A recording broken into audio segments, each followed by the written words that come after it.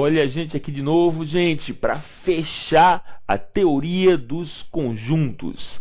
Nesse último bloco, a gente vai ver a relação de inclusão junto com as operações. Aquele papo de estar contido ou não, misturado com união, intersecção e diferença, ok? Vamos desenvolver algumas propriedades, algumas delas bem sofisticadas, mas que de alguma forma sempre ajudam a gente na resolução de questões. Preste muita atenção, porque esse último bloco é um bloco pesado, porém é o último. E depois daqui a gente vai se dedicar aos exercícios, ok? Portanto, vamos direto para o quadro. Legal, gente. Relação de inclusão e as operações entre conjuntos. Para início de conversa, vamos lembrar o que é inclusão. A inclusão acontece quando a gente tem um conjunto A dentro de um outro conjunto que aqui eu chamei de B. Na verdade, A é um subconjunto de B, isso a gente já viu, ok? Para facilitar o entendimento, vamos criar uma situação hipotética, mas que poderia ser real. Olha só, vamos chamar aqui o conjunto A, o estado do Amazonas, por exemplo. E aqui B, o nosso querido Brasil. Legal? Muito bem, claro que o estado do Amazonas está incluído, está contido no Brasil. Muito bem, vamos em frente. Primeira propriedade. Olha, se A está contido em B, de fato, o Amazonas está contido no Brasil. Então a intersecção B é igual a A. Gente, vamos entender. Intersecção é o que está ao mesmo tempo. Então a pergunta é, o que é que está ao mesmo tempo no Amazonas e no Brasil? Claro que todo o Amazonas. Portanto, A intersecção B igual a A. Legal? Muito bem. Vamos em frente. Uma outra bem fácil também. Se A está contido em B, e está mesmo, né? O Amazonas está contido no Brasil. Então, A união B igual a B. Olha só, Amazonas união com o Brasil vai dar o que, gente? Claro que vai dar o Brasil, não é isso? Portanto, A união B prevalece o conjunto que contém o outro. Até aqui, tranquilíssimo. Olha essa terceira. Essa terceira demanda um pouquinho de atenção, tá legal? Vejam bem. A está contido em B, claro, Amazonas, mais uma vez, está contido no Brasil. Então, A menos B igual a vazio. Gente, vamos entender. A menos B é tudo que pertence a A e não pertence a B. Lembram-se lá das operações? Pessoal, o que a gente está procurando aqui é alguma coisa que pertence ao Amazonas e não pertence ao Brasil. Ora, gente, todo o estado do Amazonas está dentro do Brasil. Portanto, nós não temos região, não temos elementos que pertençam ao Amazonas e não pertençam ao Brasil. Mais uma vez, como o Amazonas está dentro do Brasil, tudo que está nele está no Brasil. Portanto, essa diferença aqui é conjunto vazio. Legal? Muito bem. Agora a gente vai para o mais importante de todos, que é esse 4 aqui, olha. Se A está contido em B, então B menos A igual. A leitura disso aqui é assim, olha, gente. Complementar de A em relação a B. Vamos entender isso com calma. Olha só. O complementar de A em relação a B é tudo que pertence a B e não pertence a A.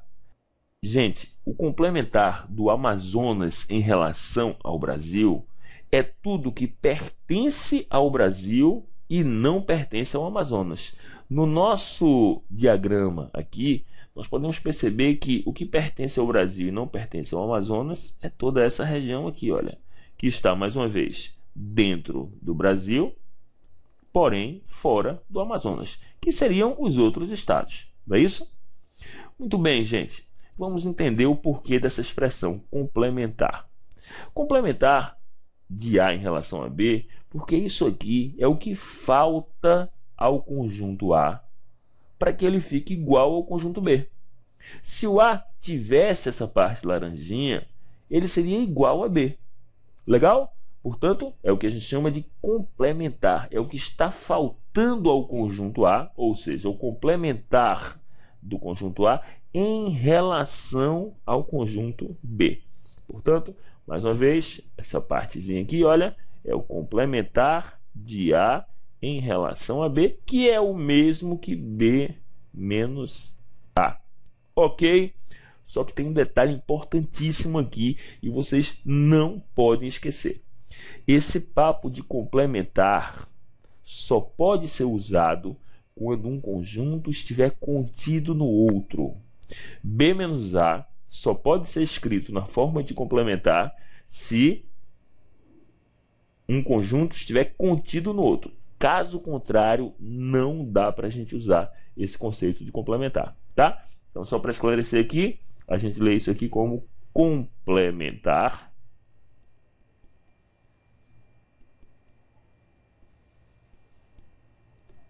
de A em relação a B. Legal? Muito bem, vamos em frente. Olha só, agora a gente cai em algo muito parecido com o que a gente estava vendo, só que no contexto do conjunto universo. Lembram-se da ideia de universo? O universo é aquele conjunto que contém todos os conjuntos de um determinado estudo e ao qual pertencem todos os elementos também desse determinado estudo. Ok? Então, a ideia aqui seria o seguinte. Por exemplo, vamos imaginar que esse conjunto universo aqui fosse um grupo de vários estudantes, sei lá, 10.000 estudantes entrevistados. E aqui dentro a gente se refere a alguns estudantes que fazem a preparação para o vestibular para administração. Legal, até aqui tudo bem. E aí, dentro da situação, a gente precisa se referir aos elementos, né, aos estudantes que não vão fazer vestibular para administração. Gente, os que não vão fazer vestibular para administração são todos do conjunto universo, menos os que vão fazer vestibular para administração. Portanto, essa região verde indicada aqui. Legal? Portanto, esta parte aqui pode ser chamada de também U menos A, que é tudo que pertence ao universo e não está dentro dos estudantes de administração. E, nesse caso, de acordo com aquela ideia de complementar do slide anterior, a gente também pode, sim senhor, usar a ideia do complementar de A em relação a U. Afinal de contas, A está contido em U. Só que aqui, gente, no contexto, mais uma vez, de conjunto universo, esse cara ganha uma notação nova. Olha só, a gente pode chamar isso aqui de A complemento, ou o complemento de A, essa barrinha aqui em cima. E eu gostaria que, de uma forma bem simples, vocês entendessem o que é que significa essa barrinha.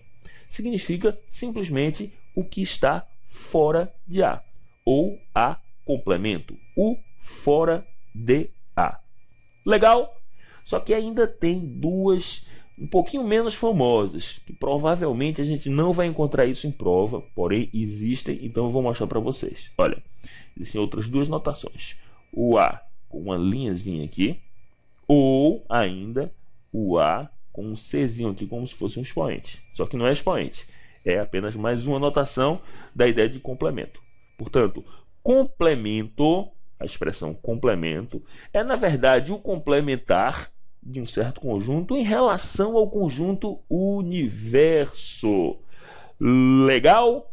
Muito simples a ideia, bem tranquila. Ok, vamos em frente. Operações entre conjuntos. Gente, nas operações entre conjuntos, a gente vai agora trabalhar com a ideia de cardinal. O cardinal da união para dois conjuntos.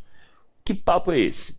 Seguinte, gente. A gente sabe muito bem que nas operações entre conjuntos nós temos união, intersecção e diferença.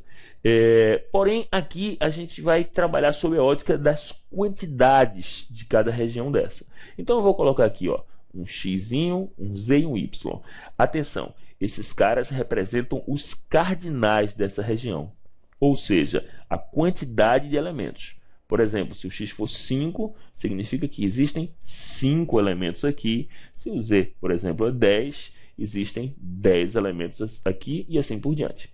E a gente vai trabalhar com a ideia de N de A união B. Ora, a união B, vocês lembram com certeza de que é toda essa região aqui. A ideia é tentar relacionar o cardinal da união com esses cardinais aqui. Então vamos pensar. N de A união B é igual a N de A. Olha, quando a gente considera N de A, é a quantidade de elementos de todo o conjunto A. Portanto, x mais z. Legal? Consideramos já essa parte e essa daqui. Aí quando eu faço mais N de B, aí eu vou somar toda a região do B. Não é assim? E aí quando a gente soma a região do B, nós vamos somar esse cara e esse aqui. E aí nós cometemos o que, gente? Um pequeno erro, não foi? Essa parte foi somada 2 vezes. Quando a gente faz N de A mais N de B, vai dar mais do que N de A união B, a não ser que a intersecção seja vazia. Mas existiu uma intersecção quando a gente soma os elementos do conjunto A com os elementos do conjunto B, esse cara fica contado 2 vezes. E aí, qual é o remédio? Basta a gente subtrair um desses aqui. Portanto, menos N de A intersecção com B. E aí a gente tem essa fórmula, é uma propriedade que envolve os cardinais. O da união, o dos 2 conjuntos envolvidos e o da intersecção. Ok? E aí você pode me perguntar, Tiago, como é que a gente usa isso? Na verdade, a grande, esmagadora maioria das questões simplesmente não precisa dessa propriedade aqui. São raros os casos em que a gente se confronta com um problema e de fato há a necessidade dessa propriedade. E além disso, existe uma outra fórmula que é exatamente isso, só para a versão com 3 conjuntos, ok? Então, vamos em frente. Olha só. Cardinal da união para 3 conjuntos. Aqui é um pouco mais trabalhosa. Imagine que a gente tenha todos esses caras aqui. E aí a gente vai fazer o que, gente? Vamos, mais uma vez, criar uma equação que permita o cálculo de N de A união B união C. Então vamos lá. N de A. Quando a gente soma N de A, todos os elementos do conjunto A, todos os cardinais das regiões do conjunto A são considerados. Agora a gente vai considerar o N de B. Olha o N de B. Todo mundo aqui do B também vai ser considerado. E aí alguns já estão sendo contados 2 vezes. Isso a gente tem que compensar mais tarde. E aí quando eu faço mais N de C, aí nós somaremos novamente todos os elementos, ou melhor, todos os cardinais das regiões dentro do conjunto C. Beleza. Só que aqui, gente, muita coisa, como eu já falei, foi contada mais de uma vez. E aí a gente começa com as subtrações, olha. Menos N de A inter B.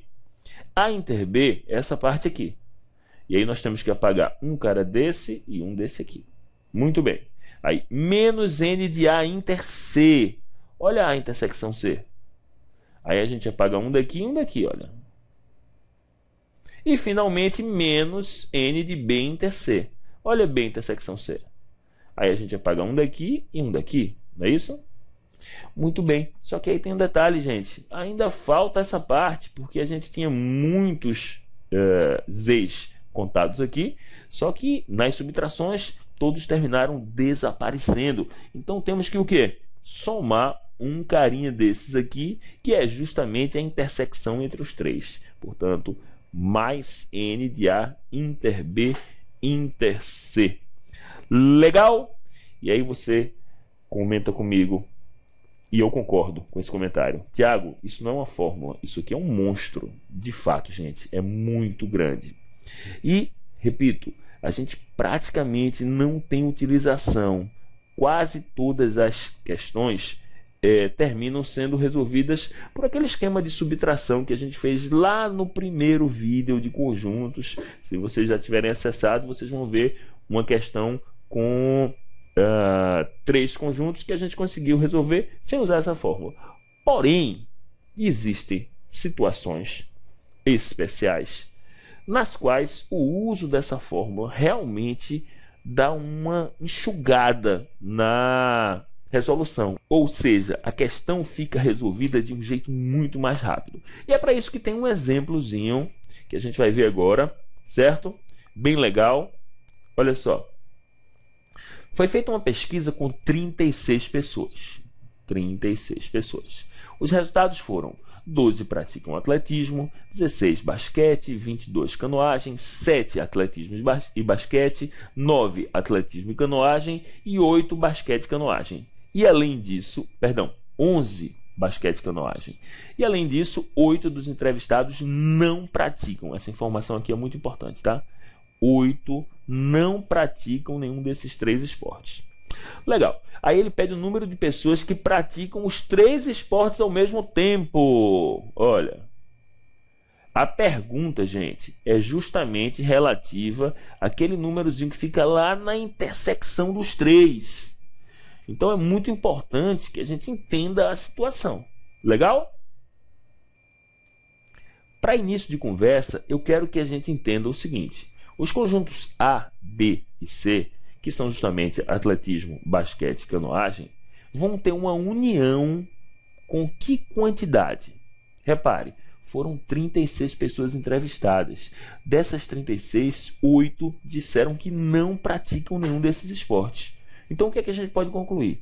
Que o número de elementos de A, união B, união C, vai ser igual a 36, que foram os entrevistados, menos essas 28 pessoas, menos essas 8 pessoas que não praticam nenhum dos 3 esportes. Portanto, é fácil entender que N de A, união B, união C, igual a 28. Ok? Muito bem. Uma outra coisa muito importante é entender essas informações aqui. Olha, 12 praticam atletismo, ou seja, o número de pessoas que praticam atletismo é 12. N de A vale 12. 16 basquete, portanto, N de B igual a 16. N de C igual a 22.